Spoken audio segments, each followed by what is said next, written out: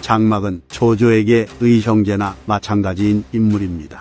여포전의 기록을 보면 장막은 젊었을 때부터 원소와 더불어 조조의 친구였다고 하며 조조가 처음 의병을 일으켰을 때도 함께했으며 반동탁 연합군이 결성되었을 때도 같이 참여했습니다.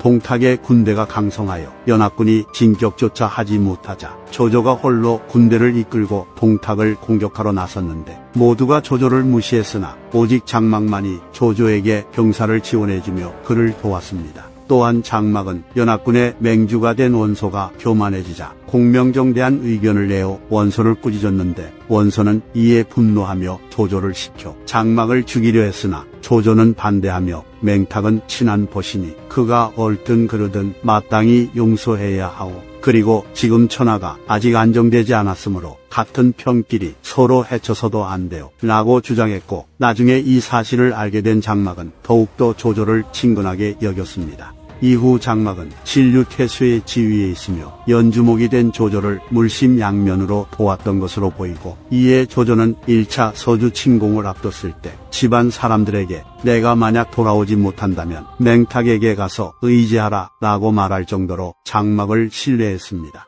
그리고 조조가 1차 서주 정보를 마치고 돌아온 뒤 장막을 만났는데 서로 마주본 채 소리 없이 눈물을 흘리며 울었다고 하니 이들은 말을 하지 않아도 서로를 이해할 수 있는 사이였던 것입니다.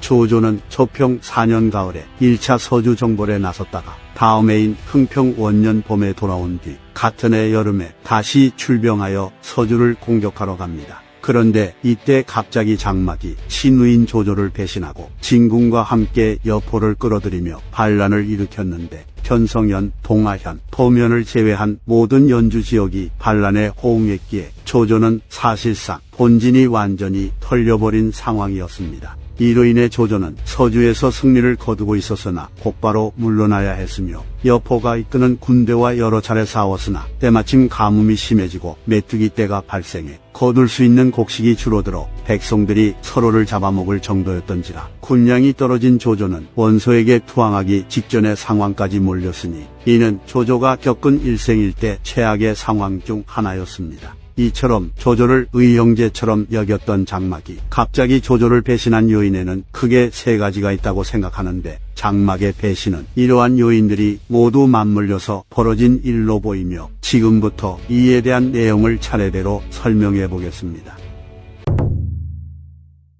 장막은 어렸을 때부터 의협심이 있었고 가난한 사람과 위급한 처지에 놓여있는 사람을 도와주느라 가산을 다 탕진할 정도로 선한 마음을 가진 인물이었습니다. 그리고 앞서 언급했듯이 원소는 장막과 친구 사이였음에도 불구하고 그가 자신에게 싫은 소리를 했다는 이유 때문에 그를 죽이려 할 정도로 자존심이 세고 뒤끝이 있는 인물이었습니다. 그런데 이후 장막은 착한 성정 때문에 원소를 피해 도망쳐온 한복을 받아들였고 거기다 원소가 죽이려 했던 여포가 자신을 찾아오자 후한 대접을 해준 뒤 그를 떠나보낼 때 손을 잡고 결의를 맺었습니다. 그러니 당연히 원소 입장에서는 이러한 장막의 행동을 수상하게 여길 수밖에 없었고 이로 인해 다시 장막에게 큰 원한을 품게 됩니다. 또한 장막에게 몸을 의탁하던 한복은 장막이 원소가 보낸 사신과 귓속말을 하는 것을 보고는 자신을 죽이려 한다고 착각해 화장실에 가서 자살을 했으니 이는 장막에게 큰 충격으로 다가왔을 것입니다. 그래서 장막은 이때부터 원소가 자신을 무조건 해할 거라고 여겼고 결국에는 조조도 원소를 위해 자신을 공격할 거라고 생각하며 불안한 마음을 품습니다.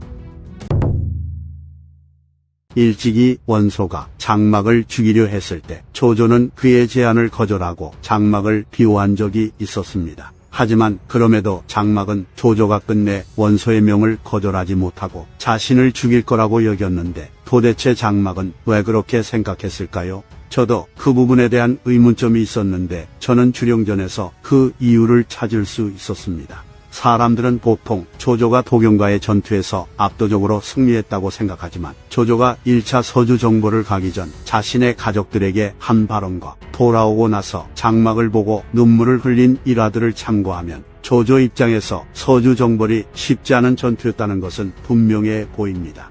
그도 그럴 것이 서주는 삼국지에서 가장 풍족한 주들 중 하나였고 전란으로 인해 발생한 수많은 이주민들을 받아들여 인구의 숫자도 엄청나게 증가한 상태였으니 인구가 곧 국력인 시절 서주는 조조에게 만만치 않은 상대였을 것입니다. 그래서 조조는 2차 서주 정벌에 나서기 전에 원소에게 지원을 요청했고 이로 인해 조조가 2차 서주 정벌에 나섰을 때는 원소군이 투입된 것입니다. 주령전에 따르면 여러 장수들이 조조를 지원했는데 이들 중 한 명인 주령이 3개의 영을 이끌었다고 나옵니다. 여기서 한 영의 숫자는 최소 500명에서 최대 2000명으로 볼 수 있는데 숫자를 최소로 잡아도 주령은 1500명의 군대를 이끌었다고 볼 수 있고 주령 이외의 장수들까지 합하면 조조는 원소에게 최소 6000명에서 12000명 이상의 군대를 지원받았다는 말이 됩니다.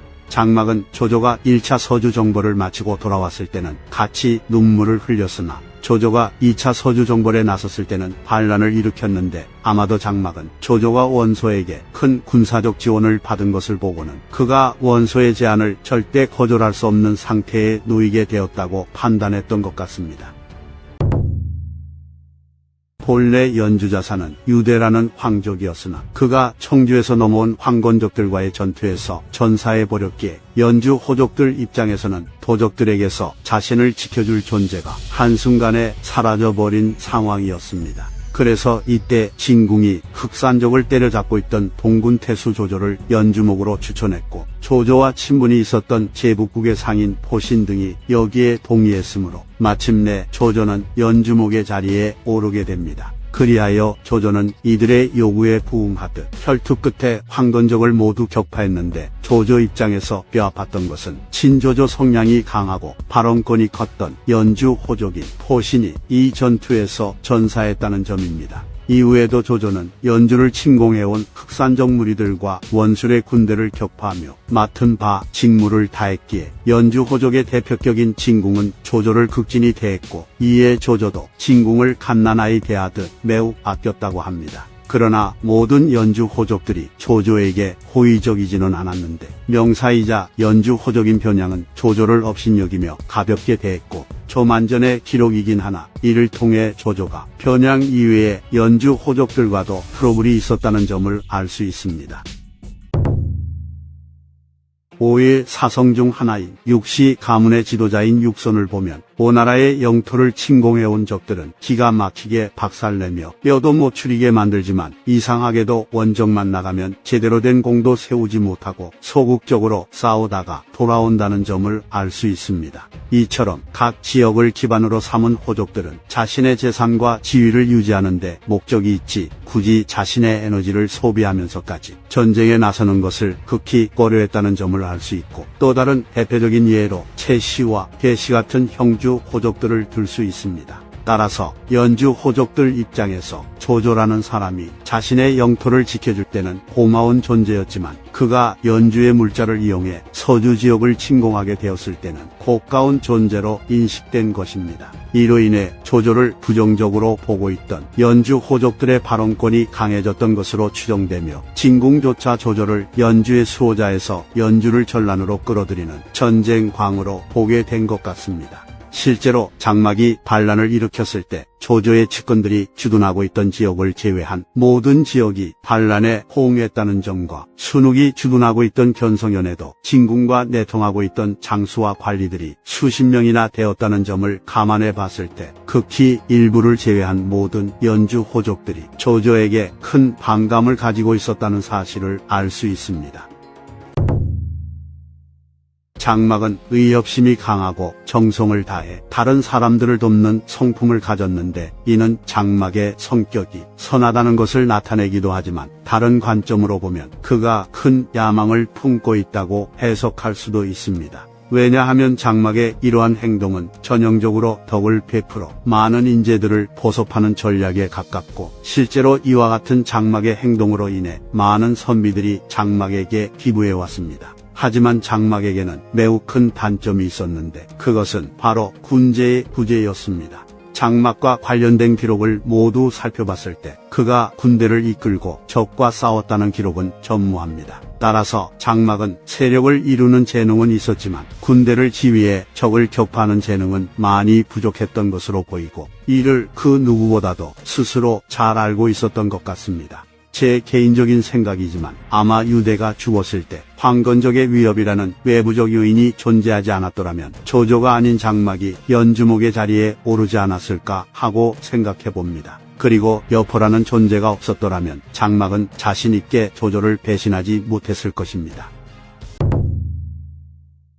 진궁은 장막에게 반란을 일으키라고 권하며 지금 웅골들이 한꺼번에 나란히 일어나 천하가 깨어져 흩어진 와중에 궁께서는 천리에 걸친 무리를 거느리고 있고 연주는 응당지세가 험하지 않아 쉽게 공격을 받을 수 있는 것이므로 검을 쥐고 돌아본다면 호걸이 되기 충분하나 도리어 다른 사람에게 억제를 받고 있으니 비루하지 않습니까? 지금 주의 군대가 동쪽으로 정보를 나가 그 지역이 통 비었고 여포는 기계와 골격이 굳센 사람이라 싸움을 잘해 앞을 가로막을 자가 없으니 만약 임시로 맞이해 함께 연주를 통치하며 천하의 형세를 관망하면서 때를 기다리다가 이를 잘 처리한다면 이 또한 거침없이 한 시대를 누빌 수 있지 않겠습니까? 라고 말했습니다. 이러한 진궁의 발언을 자세히 살펴보면 진궁이 장막의 야망과 자존심을 건드리고 있다는 것을 알 수 있고 그가 스스로 부족하다고 느끼는 군제는 여포라는 인물을 통해 보완할 수 있다는 점도 명시하고 있습니다.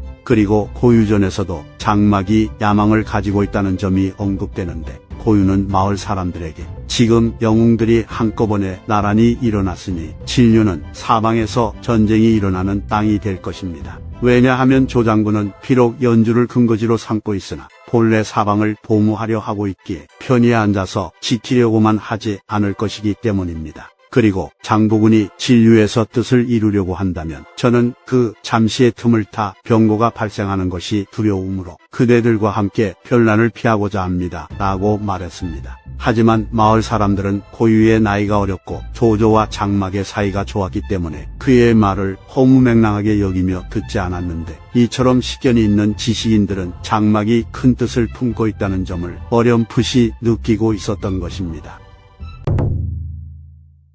장막은 조조의 그늘에 가려져 자신이 품은 뜻을 펼치지 못하고 있었는데 갑자기 대다수의 연주호족들이 자신을 추대하며 나섰고 자신의 부족한 군제를 채워줄 수 있는 여포가 등장했으며 조조가 결국엔 자신을 죽일 거라는 생각에 배신에 대한 죄책감이 많이 줄어든 데다가 때마침 조조가 서주 정벌에 나서 연주가 텅 빈 상태였으니 장막 입장에서는 반란을 시도하지 않으면 무조건 후회할 수밖에 없는 상황이었습니다. 하지만 조조가 혹시 모를 사태에 대비해 배치해 놓은 순욱과 정욱이 엄청난 활약을 펼치며 연주 땅 일부를 지켜냈고 조조가 삼국지에서 가장 뛰어난 군제를 가졌다는 사실이 결국 장막의 발목을 잡게 됩니다.